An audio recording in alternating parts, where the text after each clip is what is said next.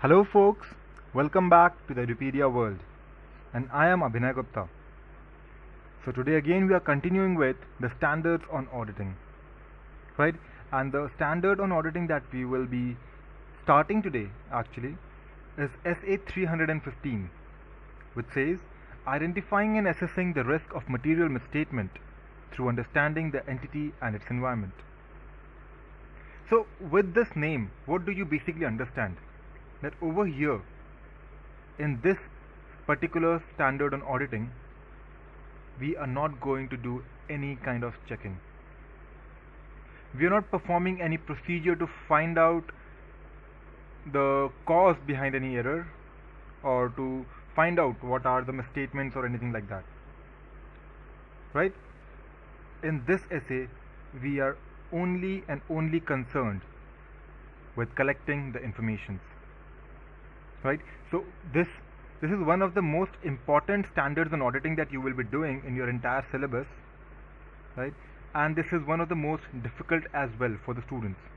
The basic reason is that they are not able to memorize this standard. And you know the basic problem behind why are you not able to memorize is that while you are studying the other standards on auditing, you already have entered into the phase of accepting each standard as a procedure, right? You always think that the standards that we are following is being followed to perform certain procedures, and that procedures will help you to identify the misstatement. But you are wrong. Over here we are not following any procedure for presentation of financial statement, no procedure for identifying the risk, no procedure for correcting that risk, no procedure of involving the work of any other person, no procedure of reporting. All that we are concerned is to gather such information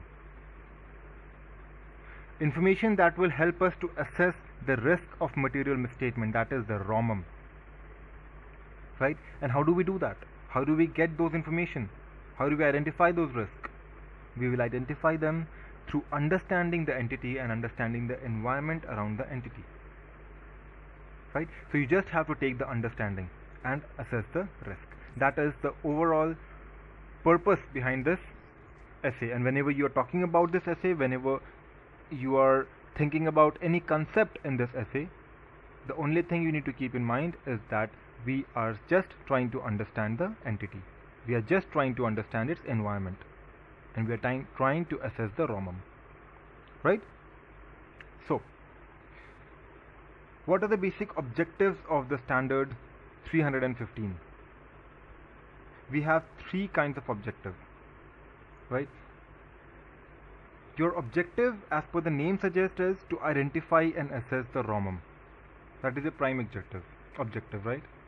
Whatever is the risk of material misstatement, whichever scenario you feel, right, that indicate risk, that is indicative of risk, you have to identify such things. And you always know, whenever we are talking about the risk of material misstatement, we know that they can be caused either by fraud or by error, right? And they can be the risk can be at two different levels that we have already seen. There are two different levels in our financial statement. One is the overall financial statement, and the other is the assertion level, the level at which the management gives us the data ascertaining certain facts, right? So what are we supposed to do? What are our objectives as per this essay? It is to identify and assess ROMM, whether due to fraud or error at financial statement level or at assertion level, right? Now how do you do that? For that particular purpose, you will have to understand the entity, you will have to understand the environment of the entity, and you will have to understand the internal control that the management of that particular entity has applied in that entity, right? So there are three things you need to understand.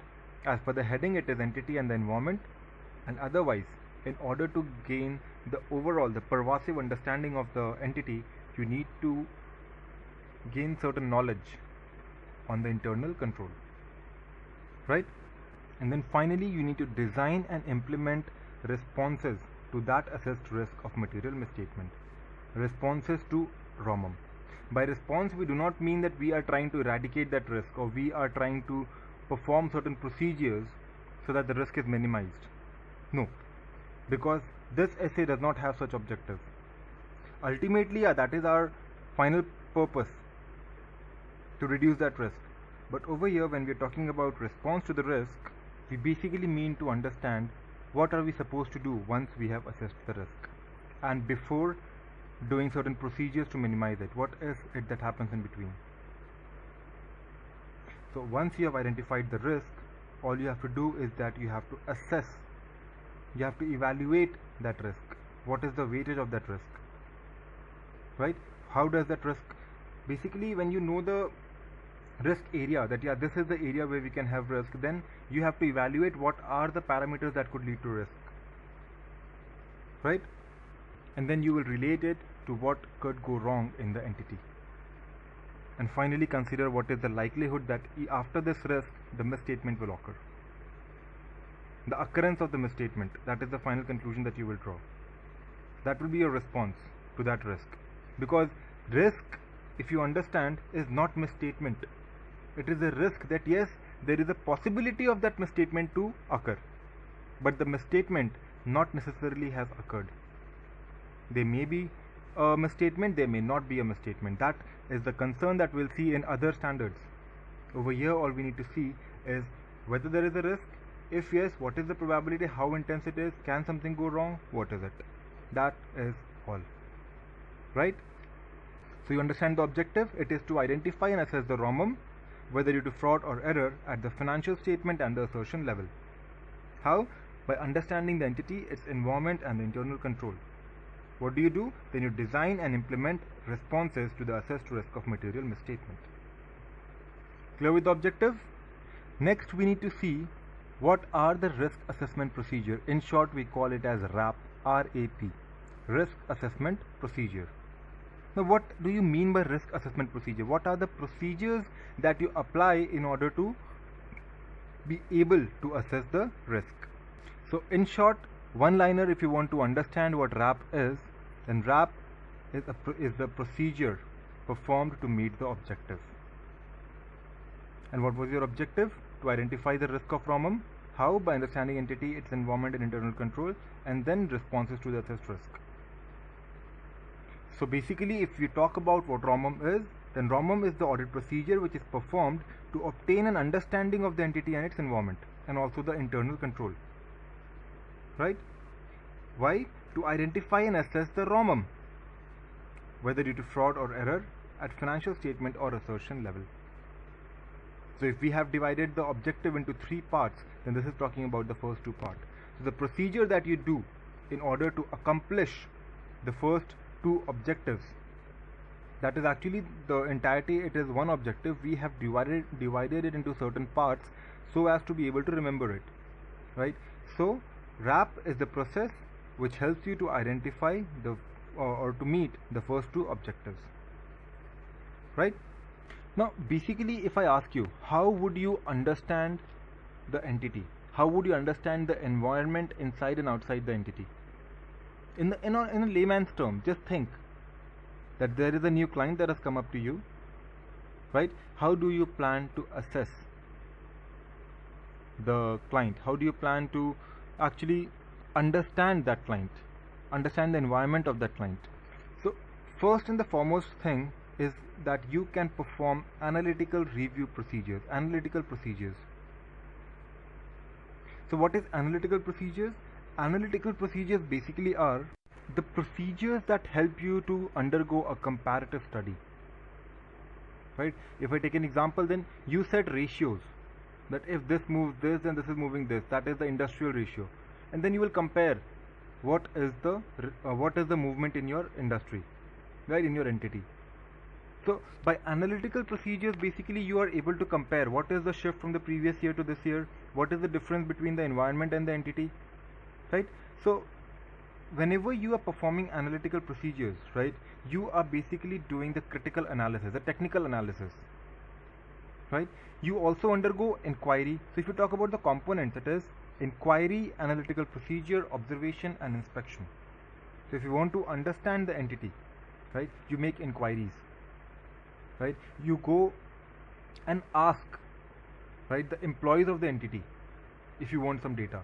You ask the people who are into that industry, right? You ask the experts, you ask the other outsiders associated to that industry. You can inquire from anywhere and any people. Even googling is inquiry, right? You are inquiring from the past team members, engagement team members, you are inquiring. So that is where you get an understanding of what the entity is, right? Whosoever knows about that entity, you will ask them what is the kind of procedures they follow, what do they do, what are they into, how do they manage this, how do they manage that, right? What are the external links? Whatever you want to know, you can inquire about that, and then you can perform analytical procedures. Then you can observe. When you are at the client, you can yourself observe as to what the client is doing. You can see their manufacturing process, you can see their accounting process, you can see how the internal controls are moving, right? So that is how you observe things when you are at the client. And finally, inspection wherever it is required. You can inspect the data, you can inspect anything at the client. If you think that yes, that is reasonable and that is needed for you to understand or to get certain understanding on certain topic, right? So basically, when you need to understand something, the basic components are inquiry, analytical procedure, observation and inspection, right? And the main source of inquiry for you would be the management itself. Go and put down all your questions in front of the management will have to answer. And that is where you inquire, okay, what is your primary business, where are the primary clients situated, from where do you get the supplies, what is the total quantum that you produce per year, per annum, how do you manage your labors, what are the employee benefits you give, right? These are the kinds of questions you put forward so that you get an understanding. And once you have the understanding, you will be able to analyze, right, which areas are critical. For example, that okay, the FA over here, this is a large manufacturing client, FA, right? They have taken some on lease, they have purchased some are going outdated, the depreciation schedule. You think, okay, this is a complicated area, we have risk over here. That is how you analyze things, right? Then these were basically the components. Now how do you actually go ahead with understanding things? So if you want to understand an entity, first of all you will need to understand what is the industry in which it is operating, what are the industrial norms, what are the industrial parameters, what are the restrictions on the industries, right? What are the regulations that bind the industry, what are the legal and regulatory requirements for this kind of a client, for this kind of a company, for this kind of an entity, right? And then you will also assess what is the financial reporting framework that they are following. So basically the understanding is required for the industrial norms, for the legal and regulatory factors and the FRF, right? If they are a bank, they are following the Banking Regulation Act, they may be following the RBI Act, right? The Cooperative Society Act, the SBI Act, Companies Act. There are various FRFs for that bank. So you will have to get an understanding of those things in order to understand what is the area in which that bank is operating, right? Then post that, when you have an overall understanding from the larger point of view, right, you haven't yet entered the entity. This is the external understanding that you are obtaining, right? So once you have that, now you go ahead to understand the nature of the entity, right? What work does the entity do? What is it into? If it is into manufacturing, what is it manufacturing? What are the specific components, right? Where are these components used? What is the market for this product, right? That is the first thing. You understand what are its operations. Then you would want to understand who are the owners, what is the governance structure of the entity, right? Are the owners like the normal shareholders in the market? Is it owned by the government? Is it held by any specialized group of people? Who are the owners? What are the regulatory factors, conditions in which it will be handled, right? What is the governance structure on this entity, right? Then you understand the type of investment that the entity is making, or even what it is planning to make, right? With that you will understand what is the direction in which it is moving, right? Then you will also want to understand entity's structure and the source of finance. Who are funding the company? Are all the funds coming from the capital, share capital, right? Are the funding coming from the debentures? Are they or have they taken external loans? Are they dependent on certain investors who are providing in funds, right? Did the promoter bring in funds? Are the funds coming from the FDIs basically, right? If it is an FDI funded company, then you understand that yes, there is a risk of foreign exchange fluctuation. So that is again another risk that you have identified, right? What are the type of investments they make? Are they making in the risk-free investments, right? Are they making into investments into government bond or the corporate bond? Where are they making investments? Mutual funds?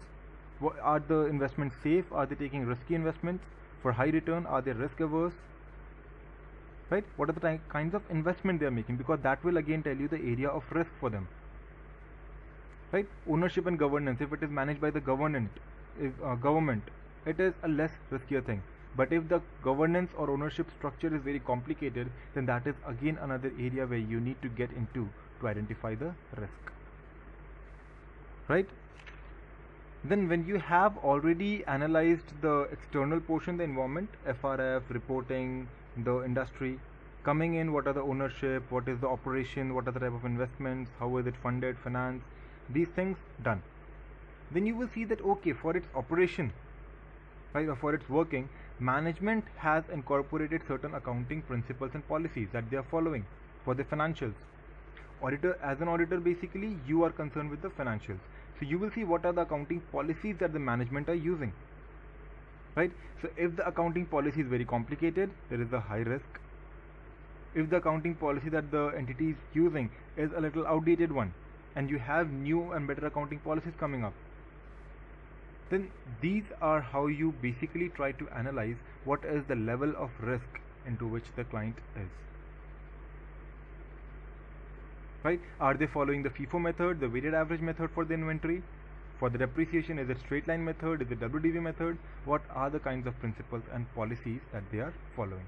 Right? And what is the logic behind the management using such policies? What is the rationale behind using it? If you understand, if you are justified, it's well and good. Okay, that is reasonable for the industry. But if you think that no, this was not required, this is not relevant for the industry, still they are using it, that means there is certain risk over there, right? Then you understand the objective and the strategy. So you are concerned with what are the objectives that the management or that the entity is trying to meet, right? So if their objectives are set very high, so they are working under pressure, that can be a that can be a risky area. If they are working under pressure, they may overlook certain mistakes, they may succumb to error, or at some situations, just to fulfill that objective, they may also indulge into fraudulent practices, right? So understanding the objective and the reasonableness of objective is also very important, and also the strategy that they are following. If they are very aggressive in their strategies, then obviously they are attracting more risk. But if they are moderate, if they are going slow, right, that means okay, they may be little more stable than the aggressive entity, than the aggressive strategies, right? Then you have understand the financial performance, measurement and review. So you will have to measure, you will have to review the financial position of the company. If they are financially sound, right, then there are certain areas okay, these areas are not risky, right? They're not trying to make frauds with the bank, they're not trying to inflate their profit or something, because they are well financed, they don't have problem with the finances. But then there can be other areas for risk, right? But if their financial performance is not good, and just to increase the share price in the market, they would want to show some good returns, then they would indulge into some fraudulent practices. So this is what you basically need to understand and also interpret, right? Then the final thing that you need to understand after understanding this overall thing is the internal control that the entity has applied. If the internal control is strong, the risk of material misstatement, ROMM, is low, and if the internal control is weak, the ROMM is high, because you already know that ROMM basically is comprised of two things: one, the inherent risk; other, the control risk. What is inherent risk? That the internal control that we are trying to understand does not exist at all, or exists in some areas but are absent in the other areas. So the areas where internal controls exist and are effective, you have a low ROMM. But the areas where they are completely missing, you have a very high ROMM. And the other areas where they are although implemented but are not effective, you have a moderate risk of material misstatement over there. So your ROMM basically depends on your inherent risk and the control risk. Means either the internal control is absent, or even if they are present, they are not very appropriate. They are not very effective. Right? So whenever it comes to internal control, you need to understand the design of that internal control. You have to understand its effectiveness. And majorly you have to see whether after being designed, they have been implemented. Are the checks working properly? Right? So that is what you need to understand. So when you understand all these aspects, right, you overall understand the entity. You overall seem to understand its environment. Right? And when you accomplish that, then it becomes easier for you to identify the risk of ROMM, risk of material misstatement. Right? So let us just give it a fast, quick review so that you seep things in, right? Because you also need to learn them. So risk assessment procedure, meaning these are the procedures performed to meet the objectives.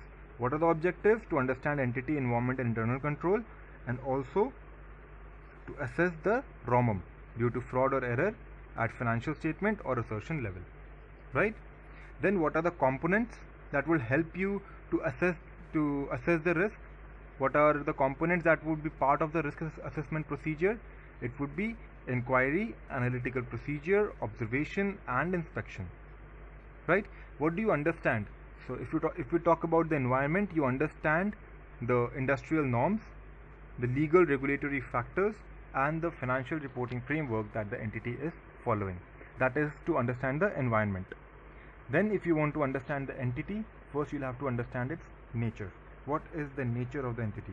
What are the operations into which it has entered? Are the operations going well? Is it able to do those things? What is the area, industry, or the segment into which that operation is a part? And what are the basic risks related to those operations? Then the ownership and the governance structure. Complicated, simple, corporate ownership, government ownership, all these things would impact your ROMM, right? Then what is the type of investments you have made? Are they risky investments or are they risk-free investments? Right? That is a point that you need to evaluate. You need to understand with the entity. And also from where are the entity receiving their funds? Is it the capital? Is it the debentures? That means it's risk. If the debt equity ratio rises, right? Is it FDI? Then foreign exchange risk also comes in, right? Then you have to understand the selection of the accounting policy that is done by the management. Right? What policies are being used, why have they been used, and what are the drawbacks of such policy, and what is the compatibility of the policy with this specific industry, with this specific entity, right? Then you have to understand the objectives and the strategies. What are the objectives that they have framed? Are they stringent? Are they relaxing? Right? What are the strategies that they are following to achieve their objectives? Right? Are they ethical strategies? Are they unethical strategies? Are they highly pressured strategies? Right? Are they reasonable? These things are to be judged. Then understand the financial performance, measurement and review. Right? You will measure and you will review what is the financial performance of the entity. Is it being able to get some fund from the industry, from the market, or is it still plowing in the fund? Right? What are the ways how it is trying to get the fund? Then at last you need to understand the internal control, because ROMM basically depends upon the internal control. So entity, so first we saw the environment, then we saw the entity, and then we are seeing the internal control. In environment it was the industry, regulatory requirements and the FRF. For internal control it is the internal control. But when we talk about entity, right, at the operation, ownership, investment and source of fund. So basically how you remember it, that first there is a company, right? How does the company operate? There are certain people who own the company. What do? They plow in the fund into the company. What does the company do with that fund? They get into the operations, and when they earn, they also make investments, right? Then you understand the accounting policy, the objectives, the strategy, and the measurement and review of the financial performance. Got it? So that will be all for the class today. We will continue with the topic, understanding what is the financial level, what is the assertion level, what are the various assertions to be evaluated and stuff, right, in the subsequent lecture. So until then, please stay tuned. This is Abhinay Gupta signing off. Thank you. Bye-bye.